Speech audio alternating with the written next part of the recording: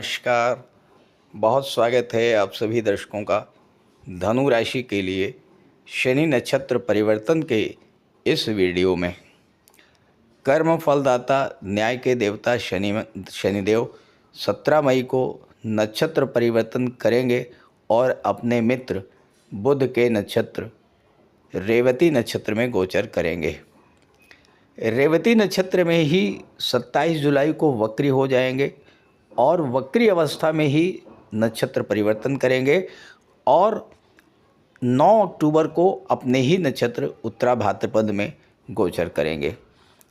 उत्तरा भाद्रपद में आकर मार्गी होंगे और पुनः 8 फरवरी को रेवती नक्षत्र में चले जाएंगे और 3 जून 2027 तक रेवती में ही रहेंगे।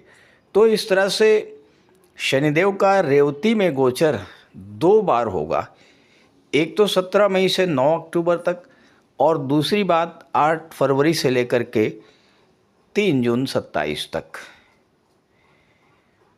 शनि का रेवती में गोचर और 2 जून से 18 अक्टूबर तक गुरु की दृष्टि शनि पर पड़ने से इस पूरे गोचर काल में शनि पर गुरु और बुध जैसे शुभ ग्रहों का प्रभाव तो रहेगा ही, रेवती जैसे शुभ नक्षत्र का प्रभाव भी शनि पर रहेगा, जिससे शनि के नकारात्मक फलों में कमी आएगी और शनि गोचर के शुभ फल आपको प्राप्त होंगे।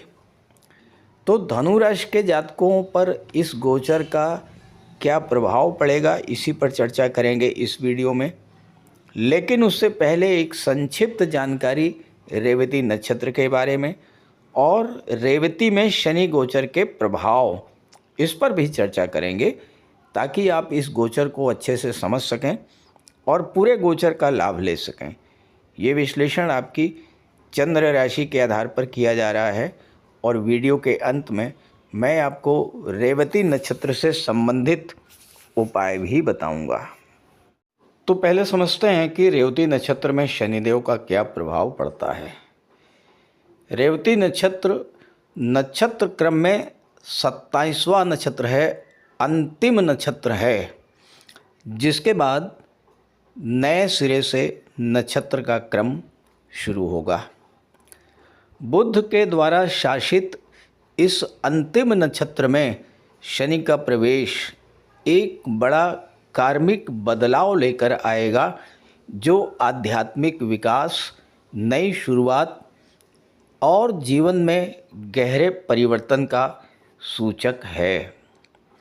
वर्तमान में शनिदेव अपने ही नक्षत्र उत्तरा भाद्रपद में गोचर कर रहे हैं और 17 मई को रेवती नक्षत्र में गोचर करेंगे।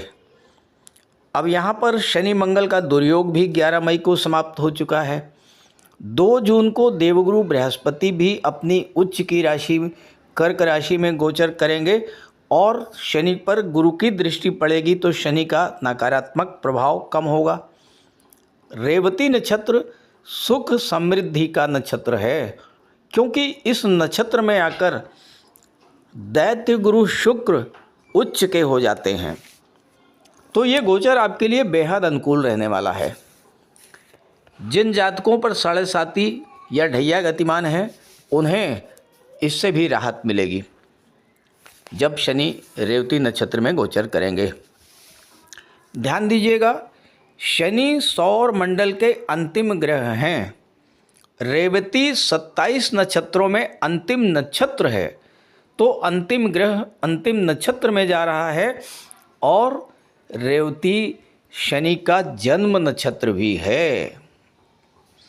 17 मई को शनि रेवती नक्षत्र में जाएंगे और 9 अक्टूबर तक रहेंगे। चूँकि बीच में शनि वक्री भी होंगे, 27 जुलाई को वक्री हो जाएंगे और वक्री अवस्था में ही नक्षत्र परिवर्तन करेंगे और 9 अक्टूबर को अपने ही नक्षत्र उत्तरा भाद्रपद में आ जाएंगे। फिर उत्तरा भाद्रपद में ही मार्गी होंगे और 8 फरवरी 27 से 3 जून 27 तक पुनः रेवती नक्षत्र में गोचर करेंगे। रेवती नक्षत्र के स्वामी हैं बुध और बुध शनि के मित्र हैं। साथ ही साथ रेवती शनि का जन्म नक्षत्र भी है। इसलिए रेवती नक्षत्र शनि को अत्यंत प्रिय है। रेवती एक मृदु और सात्विक नक्षत्र है। रेवती का अर्थ ही होता है सुंदर, समझदार, धनी और ऐश्वर्यशाली। रेवती नक्षत्र भगवान विष्णु का प्रिय नक्षत्र है, क्योंकि रेवती मधुर और सौम्य नक्षत्र है। रेवती नक्षत्र को मोक्ष प्रदायक माना गया है। इस नक्षत्र में धन और ऐश्वर्य देने वाले ग्रह शुक्र उच्च के हो जाते हैं। तो कोई भी शुभ कार्य करना हो, घर बनाना हो, गृह प्रवेश करना हो, आभूषण खरीदना हो, जमीन खरीदना हो, नए घर नए वाहन की प्राप्ति या शादी ब्याह के कार्य, इस तरह के मांगलिक कार्य इस नक्षत्र में होते हैं। इस नक्षत्र के देवता हैं पूषा, और पूषा एक वैदिक देवता हैं।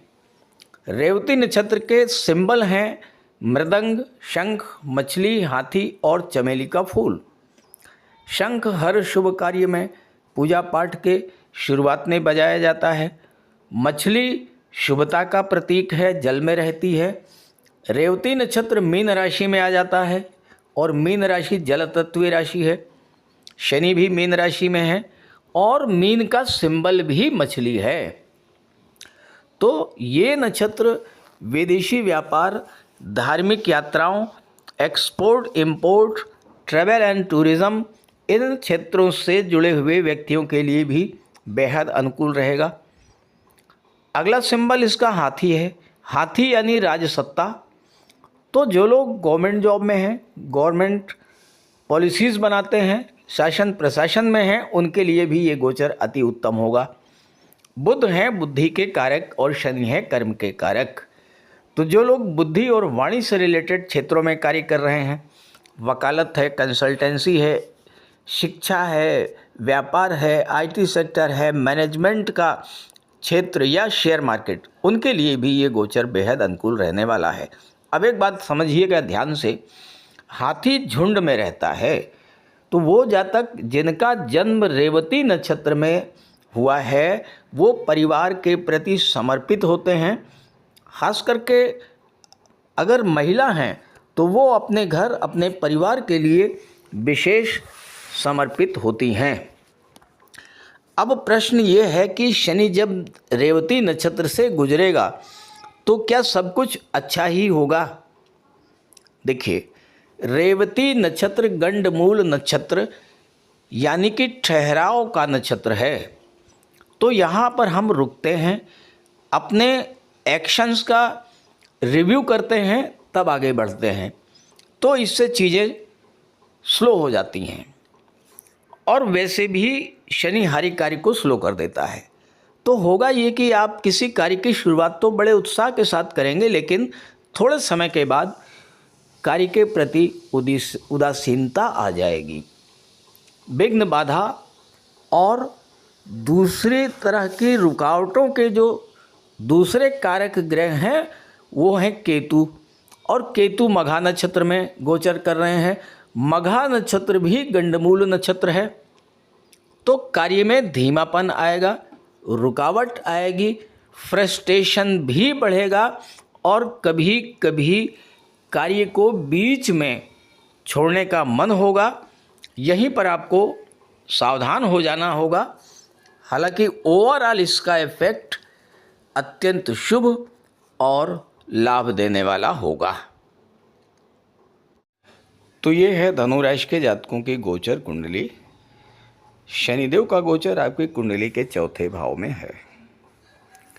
अब आपके जीवन में तो शनि की ढैया चल रही है, तो क्या शनि आपको अच्छा फल नहीं देंगे? ऐसा बिल्कुल भी नहीं है।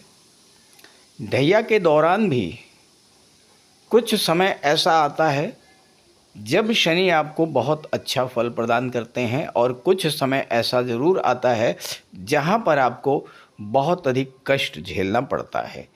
ये इस बात पर निर्भर करता है कि शनि का किन ग्रहों से संबंध बन रहा है, किन ग्रहों की दृष्टि शनि पर पड़ रही है, किन ग्रहों के साथ शनि का गोचर है, और उसी के हिसाब से 2.5 वर्ष का जो ढैया का टाइम पीरियड होता है उसके में फल प्राप्त होते हैं।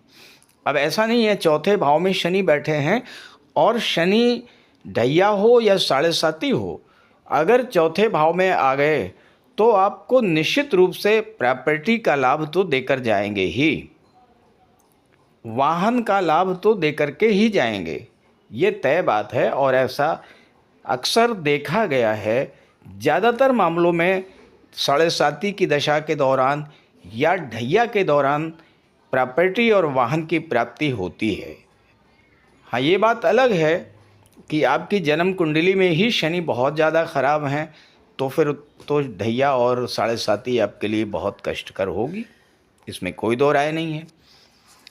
अब ये जो 17 मई से 9 अक्टूबर का समय है, ये कुछ ऐसा ही समय आ गया है जहाँ पर आपको शनि कुछ देने का मन बना रहे हैं और कुछ दे करके जाएंगे, क्योंकि शनि का गोचर रेवती नक्षत्र में है। और रेवती नक्षत्र के बारे में मैंने आपको बता दिया है कितना शुभ नक्षत्र है और किस तरह का वहाँ पर शनि लाभ प्रदान करते हैं। अब रेवती नक्षत्र बुध का नक्षत्र है, तो सीधी सी बात यह है कि बुध के गोचर का इस पूरे कालखंड में बहुत बड़ा महत्व रहेगा। जब जब बुध और शनि का संबंध बनेगा तब तब आपको अच्छे रिजल्ट्स मिलेंगे। अब बुध तो एक ऐसे प्लेनेट हैं जो कि फास्ट मूविंग प्लेनेट माने गए हैं, थोड़े समय के लिए ही एक राशि में रहते हैं, तो ये थोड़े थोड़े जो कालखंड हैं ये आप नोट कर लीजिएगा और देखिएगा कि इस कालखंड में इस तरह के लाभ आपको मिलने जा रहे हैं। बुध 15 मई से 29 मई तक वृषभ राशि में रहेंगे आपकी कुंडली के छठे भाव में, और यहाँ पर शनि की दृष्टि बुध पर पड़ेगी। तो एक कालखंड तो ये हो गया। दूसरा, अष्टम भाव में बुध रहेंगे 22 जून से 7 जुलाई तक, और इसके बाद वक्री अवस्था में ही चले जाएंगे सप्तम भाव में अपनी ही राशि में, वहाँ पर मार्गी होंगे। और 5 अगस्त से 22 अगस्त यहाँ पर अष्टम में शुक्र रहेंगे, और शुक्र शनि का बुध और शनि का नवम पंचम का योग बनेगा। शनि और बुध एक दूसरे से त्रिकोण पर होंगे। तो बुध का ये जो अष्टम भाव में गोचर है, ये आप टाइम पीरियड नोट करिए। इस टाइम पीरियड में आपको बहुत बड़े बड़े अचीवमेंट्स होने का योग बनता है। एक तो 22 जून से 7 जुलाई और दूसरे 5 अगस्त से 22 अगस्त। इसके बाद तीसरा कालखंड है 7 सितंबर से 26 सितंबर तक, जब बुध अपनी उच्च की राशि कन्या राशि में रहेंगे और शनि का बुध के साथ समसप्तक दृष्टि संबंध बनेगा। और शनि चौथे भाव में है और शनि की दृष्टि आपके लग्न पर है। तो ये टाइम पीरियड हो गए, ये कालखंड हो गए। अब इसका इम्पैक्ट क्या होगा, इसका प्रभाव क्या होगा, अब आप ये समझ लीजिए। 15 मई को जैसे ही बुध छठे भाव में आएंगे, शनि की दृष्टि बुध पर पड़ जाएगी। अब शनि है कर्म के कारक और बुध हैं बुद्धि के कारक। तो आपकी बुद्धि इस समय कहाँ पर होगी? छठे भाव पर होगी, छठे भाव की चीज़ों पर होगी। तो छठा भाव क्या है? छठा भाव नौकरी को दर्शाता है। तो सबसे पहले तो ये है कि आपका फोकस नौकरी प्राप्त करने पर रहेगा, कैरियर की तरफ आपका ध्यान ज़्यादा बढ़ेगा, और आपका कर्म और आपकी बुद्धि दोनों ही कैरियर ओरिएंटेड होगी। और कोई रिज़ल्ट वगैरह अगर आपका आता है तो सफलता मिलने का भी योग बनेगा। एक बात तो ये हो गई। दूसरी बात क्या है? छठा भाव कर्ज का है और शनि प्रॉपर्टी वाले भाव में चौथे भाव में बैठे हैं। यहाँ पर प्रॉपर्टी खरीदने का एक सुंदर योग बन रहा है। प्रॉपर्टी खरीदने के लिए अगर आप लोन लेना चाहते हैं तो छठे भाव में बुध हैं, लोन के भाव में हैं, कर्ज के भाव में हैं। तो यहाँ पर आपको व्हीकल लोन, होम लोन या कोई सुख सुविधा के साधन खरीदने हैं, उसके लिए ईएमआई पर चीज़ें बड़ी आसानी से मिल जाएंगी। ये बहुत अच्छा समय रहेगा 15 मई से 29 मई। तीसरी चीज़ क्या है? बुध छठे में बैठ करके गोचर में दृष्टि डालेंगे 12वें भाव पर। आपके विदेश संबंधी कार्य जो रुके हुए थे, लंबे समय से रुके हुए थे, कार्य आपके हो नहीं पा रहे थे, एफर्ट्स आप बहुत कर रहे थे वीज़ा को लेकर के या वर्क परमिट को लेकर के या परमानेंट रेजिडेंसी को लेकर के, पीआर को लेकर के आप लंबे समय से परेशान थे। ये वो समय आ चुका है जब आपको विदेश संबंधी कार्यों में सफलता मिलेगी। अब बुध आपकी कुंडली के सप्तम के भी स्वामी हैं। सप्तम का स्वामी छठे में बैठ कर के 12वें भाव पर जब देखेगा तो विदेशी व्यापार के लिए समय अनुकूल रहेगा। विदेश में कैरियर बनाने का भी एक अच्छा अवसर आपको प्राप्त होगा। अब इसके बाद 22 जून को बुध आ जाएंगे अष्टम भाव में और यहाँ पर शनि बुध का त्रिकोण का संबंध बनेगा, नवम पंचम का योग बनेगा और बुध की दृष्टि पड़ेगी कुंडली के धन भाव पर और धन भाव के स्वामी हैं शनि। तो यहाँ पर शनि और बुध का दो तरह का संबंध बन रहा है, एक तो त्रिकोण का संबंध और दूसरे शनि की राशि पर ही बुध की दृष्टि पड़ रही है धन भाव पर। ये जो टाइम पीरियड रहेगा, देखिए 8वां भाव खराब भाव है, ये बात बिल्कुल सच है, लेकिन खराब भाव में बहुत सारी अच्छाइयाँ भी हैं और अगर आप उन अच्छाइयों को पकड़ लेते हैं, उन अच्छाइयों से लाभ लेते हैं तो आपको बहुत अच्छे रिजल्ट्स मिल पाएंगे। अब ये दो कालखंड है, 22 जून से 7 जुलाई और 5 अगस्त से 22 अगस्त। इस टाइम पीरियड में क्या होगा, एक तो प्रॉपर्टी से रिलेटेड कोई मैटर आपका सॉर्ट आउट होगा, कोई प्रॉपर्टी को लेकर वसीयत या विरासत का मैटर चल रहा है वो सॉर्ट आउट होगा, कोर्ट में कोई मैटर पेंडिंग है वो सॉर्ट आउट होगा। दूसरी चीज़ क्या है, डूबा हुआ धन, आपका पैसा कहीं रुका हुआ है, आपने किसी को पैसा दिया था, आप ये मान के बैठे हैं कि अब तो वो पैसा मिलना ही नहीं है, पैसा डूब गया, तो इस तरह का पैसा आपको एफर्ट करेंगे तो मिल सकता है। गवर्नमेंट के पास रुका हुआ आपका कोई पैसा है, आपके पास कोई गवर्नमेंट प्रोजेक्ट था, कोई गवर्नमेंट टेंडर था, आपने काम किया लेकिन पैसा आपको नहीं मिल पाया, तो इस तरह का पैसा मिलेगा। आप गवर्नमेंट रिटायर्ड हैं और आपका पेंशन फंड ग्रेचुइटी का पैसा रुका हुआ है, वो पैसा इस समय आपको मिल पाएगा। इसके अलावा अष्टम भाव में बुध हैं, शनि की दृष्टि हैं और शनि से नवम पंचम का योग बन रहा है। अब अष्टम भाव क्या होता है, अष्टम भाव टैक्सेशन और ऑडिट को भी दर्शाता है। तो आपके टैक्स से रिलेटेड कोई मैटर अगर चल रहे हैं, इनकम टैक्स है, जीएसटी है, इस तरह के मैटर्स हैं वो सॉर्ट आउट होंगे। ऑडिट से रिलेटेड कोई मैटर है वो भी इस समय सॉर्ट आउट होंगे। और अष्टम भाव चूँकि भूमि के नीचे के दबे हुए पदार्थों का होता है और शनि इन सब के कारक होते हैं, तो जो लोग रियल इस्टेट से जुड़े हैं या प्रॉपर्टी का काम करते हैं, ऑटोमोबाइल सेक्टर से जुड़े हैं, ट्रांसपोर्ट या टूरिज़्म से जुड़े हुए हैं, उनके लिए धन प्राप्त करने का, पैसा कमाने का बहुत अच्छा अवसर और योग इस समय बनेगा 22 जून से 7 जुलाई के बीच में और 5 अगस्त से 22 अगस्त के बीच। इसके बाद अगला जो गोचर होगा, बुध आएंगे दशम भाव में अपनी उच्च की राशि में, यहाँ पर भद्र महापुरुष राजयोग का निर्माण करेंगे। अब जरा सोचिए, भद्र महापुरुष राजयोग क्या है, वो राजयोग है जिसके बारे में ज्योतिष शास्त्र में कहा गया है कि अगर ये जन्म कुंडली में बन जाए तो ऐसा व्यक्ति रत्नों को तराजू से तौल करके रखता है। तो रत्नों को तराजू से तौल कर रखने का समय तो नहीं है, लेकिन यहाँ पर बुध क्या करेंगे, आपको धन कुबेर बना देंगे, यानी बहुत अधिक धन प्राप्त करने का योग बनाएंगे। अब वो पैसा कहाँ से आएगा, बुध की दृष्टि चौथे भाव पर पड़ेगी। चौथा भाव क्या है, प्रॉपर्टी का है।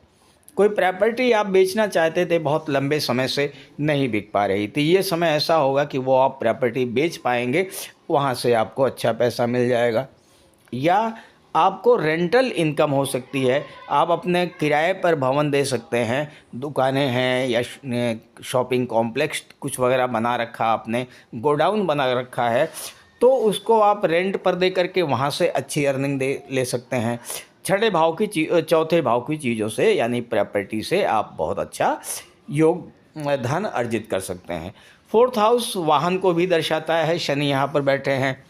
कुछ लोग ऐसा भी कार्य करते हैं कि इनके पास 10-20 वाहन हैं और वो उनको जो है किराए पर चलाते हैं, या एक ट्रांसपोर्ट टाइप का बिजनेस, तो वहाँ से आपको पैसा मिल जाएगा।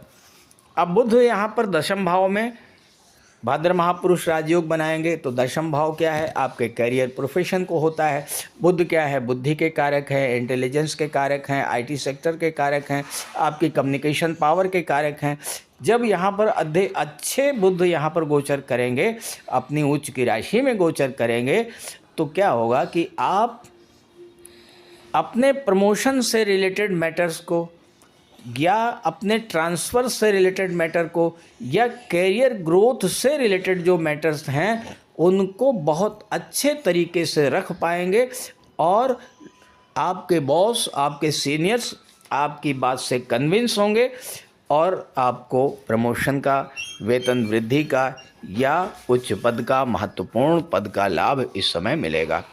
सबसे अच्छी बात क्या है कि इस टाइम पीरियड में गवर्नमेंट से रिलेटेड कोई कार्य अगर आपके रुके पड़े हैं, वो 7 सितंबर से 26 सितंबर के बीच बहुत आसानी से पूरे हो जाएंगे। तो कुल मिलाकर के धनु राशि के जातकों के लिए बहुत अच्छा गोचर है। इसके बाद क्या होगा कि 9 अक्टूबर को जो है अपनी ही नक्षत्र में आ जाएंगे, उत्तरा भाद्रपद में, तो फिर उस पर अलग से चर्चा करेंगे।